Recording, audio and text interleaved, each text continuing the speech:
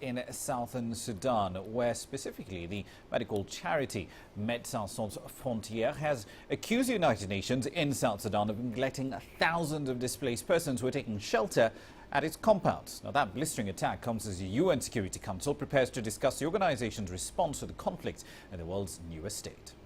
A shocking display of indifference, harsh words from Medecins Sans Frontieres over UNMISS's actions or lack thereof in helping to improve the living conditions at the South Sudan camp. It's an accusation particularly notable because Medecins Sans Frontieres, also known as Doctors Without Borders, works and has worked with the United Nations in missions around the world, providing emergency relief and medical aid. And now, in a country facing one of the worst humanitarian crises of our time, the United Nations is being accused of not doing enough to protect civilians. At the center of the crisis is the Tomping camp in the South Sudan capital of Juba, where some 21,000 displaced civilians have sought shelter following the eruption of violence in December between government and rebel groups.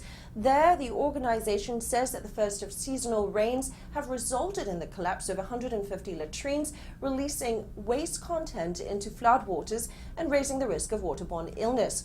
Now, the medical group says that already waterborne diseases such as diarrhea, respiratory infections, and skin conditions account for 60% of medical cases seen by staff on the ground.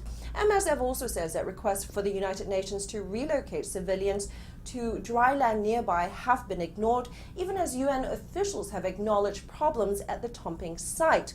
The head of UNMISS, Hilda Johnson, said just last week that the camp was, and I quote, in imminent risk of turning into a death trap and would be closed by the end of April. UNMISS has reportedly moved more than about 1,000 civilians to an alternative site, but MSF says that it is unclear when the remaining civilians would be relocated. It is calling for immediate action ahead of seasonal rains that are expected to intensify.